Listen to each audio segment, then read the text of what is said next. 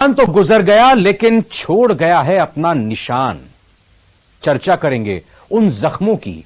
तो बात 23 की जंग जीतने के लिए कांग्रेस के जीत के फॉर्मूले की भी होगी और बताएंगे कि प्रदेश में जातीय जनगणना कार्ड खेले जाने के सियासी मायने क्या हैं। तो कुख्यात लॉरेंस गैंग के बारे में भी बात जरूर होगी। तो आइए शुरू करते हैं, खबर में दम है।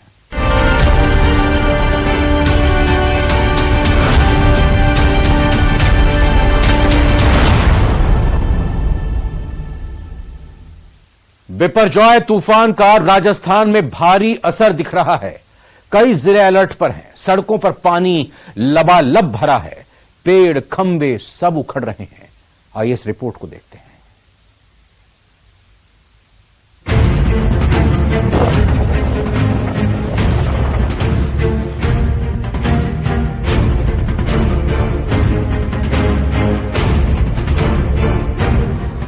अरब सागर से उठने वाले चक्रवाती तूफान बिपरजॉय ने जहां गुजरात के अंदर तबाही मचाई, तो उसके साथ ही इसके असर से पूरा देश प्रभावित हुआ है।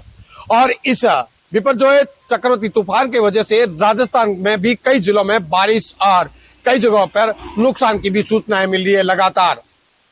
इस तूफान को लेकर जहां राज्य सरकार गंभीरता से इस पूरे मामले को देख रही थी, तो कई जगह एनडीआरएफ और एसडीआरएफ की टीमें भी तैनात की गई थी ताकि कम से कम इस तूफान से नुकसान हो सके। लेकिन लगातार बारिश के दौर से जहां प्रशासन और राज्य सरकार पूरी तरीके से सक्रिय में है कि आखिर ये कब रुकेगा। महातूफान बिपरजॉय ने गुजरात में जमकर तबाही मचाई। 15 जून को करीब 6:30 बजे एक महातूफान गुजरात के जखौ पोर्ट पर टकराया, जिसके बाद तेज हवा के साथ जमकर बारिश हुई, जिससे कई जगहों पर पेड़, बिजली के खंभे और कच्चे मकान धराशायी हो गए। कई लोग घायल हुए और कुछ मौत होने की खबर है।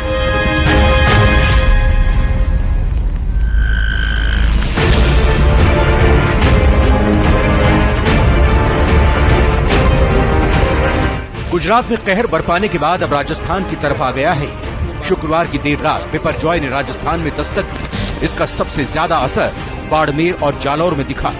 बाड़मेर जिले के बाखासर के रास्ते महातूफान ने प्रवेश किया। उसके बाद से लगातार जिले में बारिश और तेज हवाओं का दौर चल रहा है। कई जगहों पर जल भराव हुआ, सड़कें लबालब हो गई, कच्चे मिट्टी के मकान गिर गए। रेस्क्यू टीम मौके पर तैनात है। कुछ जगहों पर फोन की कनेक्टिविटी कटी है, तो साथ ही बाखासर, सेडवा समेत कई इलाकों में विद्युत सप्लाई बाधित हो गई। अरब सागर से उठने वाले चक्रवाती बिपरजॉय तूफान का अब असर बाड़मेर में साफ तौर से देखा जा सकता है। आज अभी मैं खड़ा हूं बाड़मेर कलेक्ट्रेट के अंदर, जहां पर करीब 3 से 4 फीट तक पानी भरा हुआ है। आप देख सकते हैं किस तरीके से लोग जो है इस पानी के अंदर परेशान हो रहे हैं और लोग काफी यहाँ पर परेशानी उठा रहे हैं। और वाहन है, उनके वाहनों के पहिए जो है वो पूरी तरीके से डूबे हैं। इधर जालौर में भी महातूफान के चलते जमकर बारिश हुई और तेज हवाएं चली। जालौर के रानीवाड़ा में भारी बारिश के कारण राजकीय अस्पताल में पानी भर गया है। भीनमाल एवं रानीवाड़ा में कई सड़कों में पानी के भराव के कारण नदी का रूप ले लिया है। कच्ची बस्तियों में निवास करने वाले कई परिवारों को शेल्टर होम में शिफ्ट कर दिया गया है। बिपरजॉय के कारण पूरे जालौर जिले में तेज हवाओं के साथ में बारिश का दौर जारी है।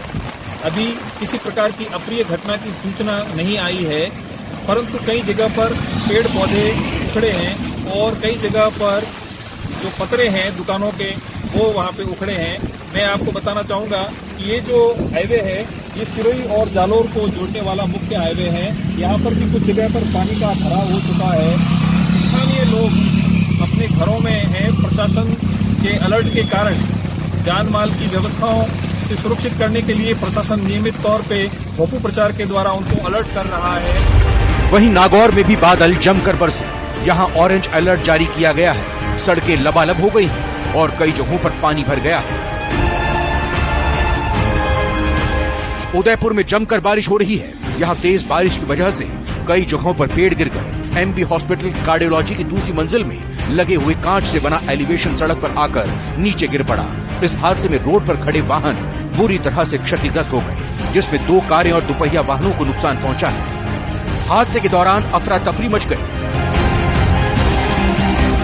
भीलवाड़ा में भी तेज हवाओं के कारण पेड़ टूट गया, जिससे एक व्यक्ति घायल हो गया। यहां भी बिपरजॉय का असर देखने को मिला।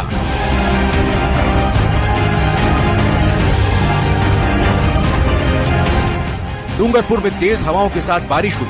रिंग रोड पर कुछ पेड़ों की डालियां टूटकर गिर गए। तेज हवाओं से नौगामा गांव में पेड़ गिर गया। पोल गिरने से कुछ गांव में बिजली गुल हो गई। वहीं तूफान बिपरजॉय का असर प्रतापगढ़, जैसलमेर, उदयपुर और सिरोही में भी देखने को मिला। यहां भी तूफान की वजह से कई जगहों पर पेड़ गिरने और बिजली गुल होने की सूचनाएं हैं।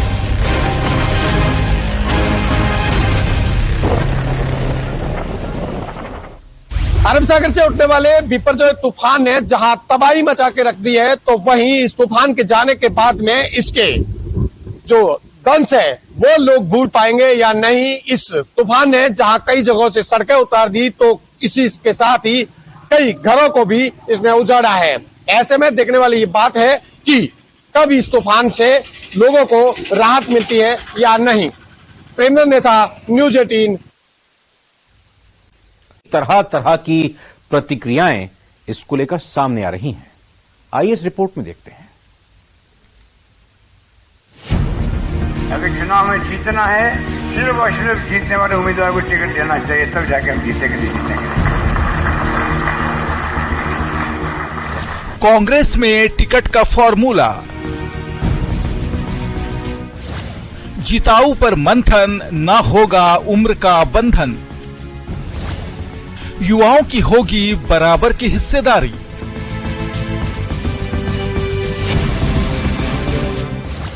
जो जीतेगा उसे मिलेगा टिकट।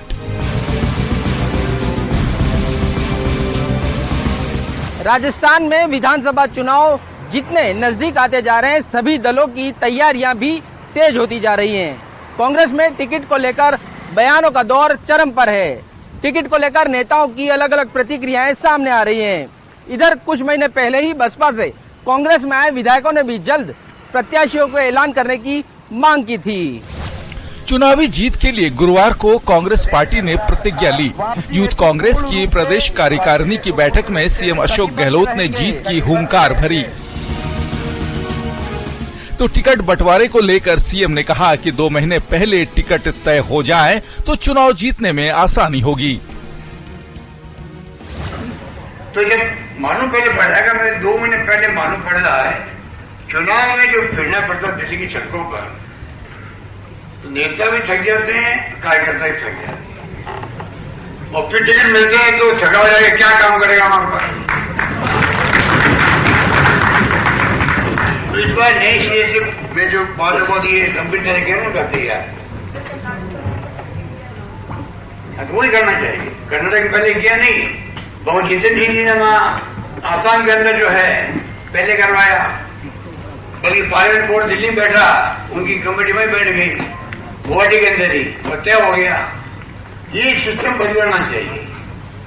तो ये आप अपनी भूमिका अदा करें। हम भी कहेंगे कि 2 महीने पहले जो टिकट पे फाइनल हो जाए, इशारा करते उनको काम में लग जाए वो लोग। सीएम गहलोत ने टिकट वितरण में युवाओं को प्राथमिकता देने का वादा दोहराया। पार्टी जिताऊ चेहरों पर दांव लगाएगी। जो विधायक खुद जीत पाने की स्थिति में नहीं है, उनकी राय लेकर उनके कहे के मुताबिक जीतने लायक दूसरे उम्मीदवारों को टिकट दिए जाएंगे। उतना आपको और बढ़ेगा। और जहां टिकटों की बात है, जब राहुल गांधी जी खुद ने अभी उदयपुर के अधिवेशन में 50% का जो तय किया है, हर जगह पर 50% तो 50% कम उम्र के लोग आने चाहिए। कम उम्र में आप सब आते हो। और ये दिमाग में रखें, अगर चुनाव में जीतना है तो सिर्फ और सिर्फ जीतने वाले उम्मीदवार को टिकट देना चाहिए, तब जाके हम जीतेंगे, नहीं जीतेंगे। सीएम गहलोत का ये बयान उन नेताओं के टिकट पर संकट का इशारा कर रहा है जिनकी सर्वे में रिपोर्ट हारने की आ रही है। जाहिर है सीएम वक्त रहते ऐसे नेताओं को संकेत दे रहे हैं कि पार्टी को सत्ता में लाने के लिए दिल पर पत्थर रखने पड़ेंगे, कड़वा घूंट पीना पड़ेगा। तो इधर कांग्रेस के प्रदेश प्रभारी सुखजिंदर सिंह रंधावा ने कहा था कि जिताऊ कैंडिडेट के लिए उम्र कोई मायने नहीं रखती, जो जीतेगा हम उसी को टिकट देंगे।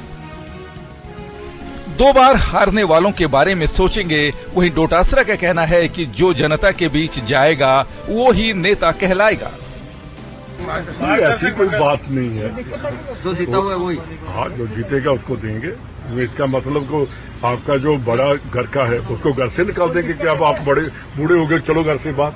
ऐसा कुछ सर 2 बार लगातार हार चुके हैं, वो तीसरी बार कैसे हाँ, जीतेगा? उनके बारे में सोचें, चर्चा करेंगे। वो जो उदयपुर में जो हुआ उसके बारे में हम जो थोड़ा सीरियसली सोच रहे हैं। जनता के बीच में जो जाएगा वही नेता है भाई साहब। जिसके पास और ज्यादा पैसे हो, महंगी गाड़ियों में घूम ले, लेकिन जो जनता के बीच में जाकर के हमारी सरकार की जो योजनाएं हैं दोबारा रिपीट होगी, भारी बहुमत के साथ में होगी।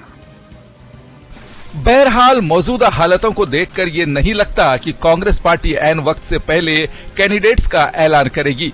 पार्टी ऐसा करती है तो हो सकता है कि कई नेता इधर उधर हो जाएं। इसलिए ये फैसला पार्टी के लिए इतना आसान नहीं होने वाला। टिकट के फॉर्मूले पर अभी कांग्रेस के सभी नेता जिताऊ कैंडिडेट पर भरोसा जताने की बात कह रहे हैं। हालांकि टिकट का फॉर्मूला क्या होगा ये आगामी समय में ही तय होगा, लेकिन टिकट को लेकर कांग्रेस में चर्चाओं का बाजार गर्म है।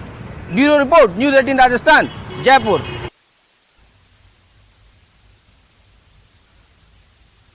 कुख्यात गैंगस्टर लॉरेंस बिश्नोई को लेकर कई चौंकाने वाले खुलासे हुए हैं। आइए इस रिपोर्ट में देख लेते हैं।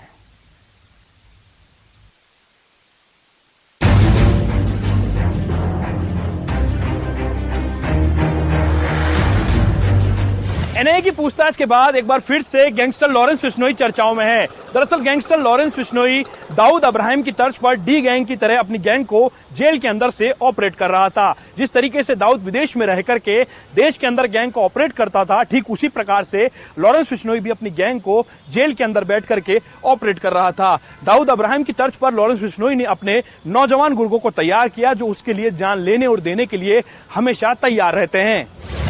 दिल्ली की पटियाला हाउस कोर्ट में एनआईए ने चार्जशीट दायर कर गैंगस्टर लॉरेंस बिश्नोई और काला जठेड़ी समेत 14 बदमाशों को आरोपी बनाया है। इन आरोपियों पर यह आरोप है कि आतंकी संगठनों से रिश्ता रखने वाले गैंगस्टर हैं। इनके खिलाफ कार्रवाई करते हुए जांच एजेंसी एनआईए उन्हें आतंकियों की सूची में डाल चुकी है। एनआईए ने इन्हें आतंकियों की सूची में डाला। लॉरेंस बिश्नोई, काला जठेड़ी, जगदीप सिंह उर्फ जग्गू, सतिंदरजीत सिंह उर्फ गोल्डी बराड़, कनाडा निवासी, सचिन थपन उर्फ सचिन बिश्नोई, अनमोल बिश्नोई उर्फ भानु, विक्रमजीत उर्फ विक्रम बराड़, वीरेंद्र प्रताप उर्फ काला राणा, जोगिंदर सिंह, राजेश कुमार उर्फ राजू मोटा, राजू बसोड़ी, अनिल चिप्पी, नरेश यादव, शहबाज अंसारी। जानकारी है कि उसके 700 गुर्गों की टीम ने 2 साल में जितना पैसा कमाया उसे हवाला के जरिए थाईलैंड भेजकर पब डिस्को में इन्वेस्ट किया। एनआईए ने कहा कि लॉरेंस के सिंडिकेट के कुछ सदस्य गोल्डी बराड़, सचिन तपन बिश्नोई, अनमोल बिश्नोई और विक्रम बराड़ हैं, जो बाहर शिफ्ट हो गए हैं। विदेश से अपना गैंगस्टर सिंडिकेट चलाने और अत्याधुनिक हथियारों की तलाश में लखबीर सिंह उर्फ लंदा के जरिए हरविंदर सिंह संधू उर्फ रिंदा से जुड़ा हुआ है। दोनों आरोपी बब्बर खालसा इंटरनेशनल संगठन से जुड़े आतंकी हैं। जानकारी है कि इन्हीं ने लोकल गैंगस्टरों को फंडिंग की, अपने नेटवर्क का इस्तेमाल कर हथियार पहुंचाए। ये युवाओं को लालच देकर विदेश में सेटल कराने का झांसा देकर वारदातों को अंजाम दे रहे थे। दाऊद जैसा लॉरेंस गैंग का तरीका। गैंगस्टर लॉरेंस गैंग का वर्चस्व दाऊद इब्राहिम जैसा बढ़ा। लॉरेंस का गैंग डी कंपनी की तरह काम कर रहा था। लॉरेंस ने अपने गुर्गों के जरिए करोड़ों की वसूली को अंजाम दिया था। लॉरेंस ने लोकल गैंग के जरिए दिल्ली, पंजाब, राजस्थान, हरियाणा में वसूली की। अब ये जानते हैं कि इस गैंग में सबसे ज्यादा किसका बोलबाला है। गैंग में इनका है बोलबाला। गैंग में सबसे ज्यादा लॉरेंस और गोल्डी बराड़ की ही चलती है। गोल्डी के भाई और गैंग के सदस्य फिर लोगों को धमकाते हैं। लॉरेंस कभी शूटर से बात नहीं करता, गोल्डी और अन्य सदस्य बात करते हैं। गैंग के सदस्यों को एक दूसरे के बारे में ज्यादा जानकारी नहीं होती है। सामने यह भी आ रहा है कि सीकर में हुए राजू ठेहट मर्डर केस में भी लॉरेंस की टेरर गैंग भी शामिल हो सकती है। एनआईए जांच में सामने आया कि खालिस्तानी नेटवर्क से जुड़ने के बाद ही लॉरेंस गैंग को हाईटेक और खतरनाक हथियार मिले। एनआईए की पड़ताल में यह भी सामने आया है कि लॉरेंस टारगेट पूरा करने वाले गैंग के सदस्यों को विदेश घूमने भी भेजता था। फिलहाल लॉरेंस सलाखों के पीछे है, लेकिन उसका गैंग देश से लेकर विदेशों तक फैला हुआ है। ऐसे में एनआईए लगातार कड़ी से कड़ी जोड़कर हर एक मामले की गहनता से जांच कर रही है।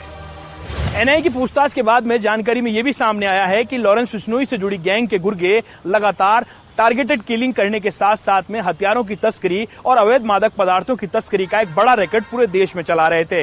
इन तमाम अवैध कामों को कर करके एक बड़ा पैसा बड़े अपराध के लिए संयोजित किया जा रहा था। इस पूरे मामले की जांच पड़ताल अब लगातार एनआईए कर रही है और लॉरेंस बिश्नोई से जुड़े गुर्गों पर पूरी नजर रखी जा रही है। कैमरा पर्सन शेर सिंह के साथ लवली भदवा, न्यूज 18 जयपुर।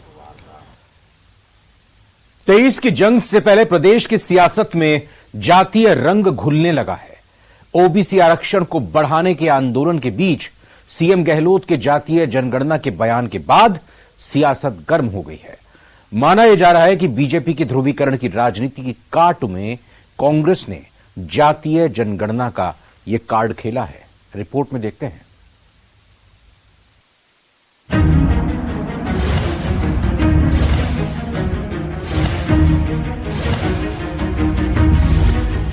चुनाव से पहले जाति जनगणना का जोर।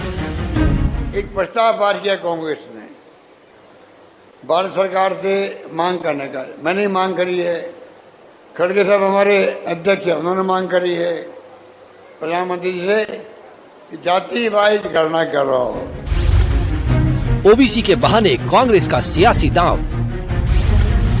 जितनी भागीदारी उतनी हिस्सेदारी वाला फंडा।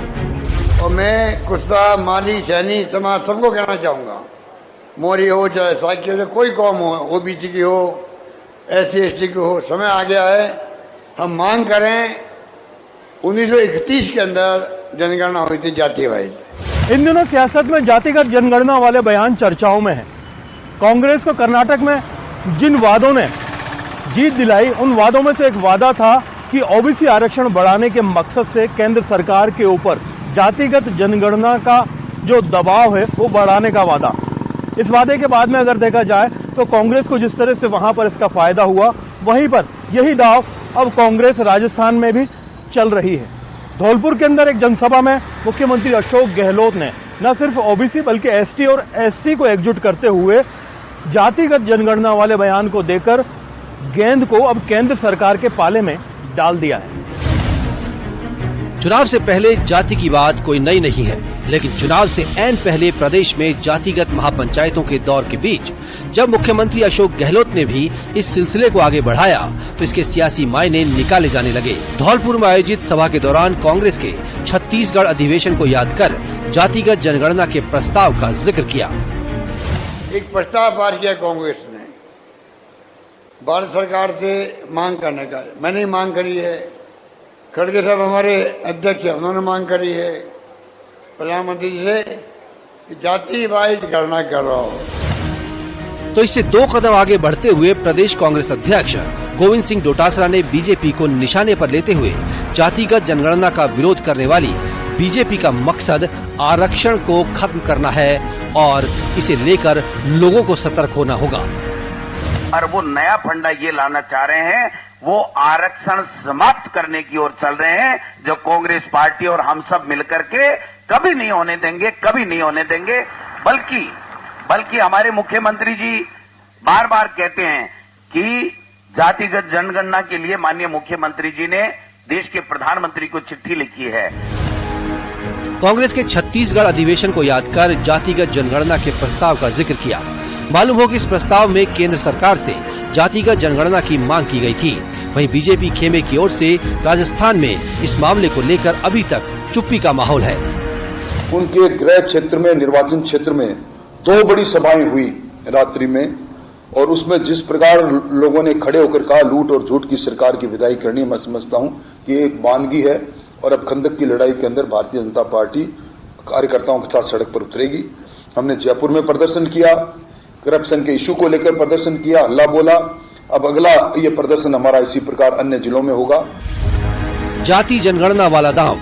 कांग्रेस की रणनीति है कि जातिगत जनगणना की मांग को लेकर अगले कुछ दिनों में प्रधानमंत्री नरेंद्र मोदी को पत्र लिखा जाए। इसके बाद दिल्ली जाकर पीएम से मुलाकात भी कर सकते हैं सीएम। यदि फिर भी केंद्र सरकार जातिगत जनगणना के बारे में फैसला नहीं करती है तो राज्य के कांग्रेसी विधायक दिल्ली जाकर राष्ट्रपति से मुलाकात कर सकते हैं। विधानसभा चुनाव से ठीक पहले बिहार की तर्ज पर सीएम गहलोत राज्य सरकार के स्तर पर जातिगत जनगणना का फैसला कर सकते हैं। बिहार सरकार ने अलग से अपने स्तर पर जातिगत जनगणना कराने का ऐलान किया था, लेकिन कोर्ट की रोक के बाद मामला पेंडिंग पड़ा है।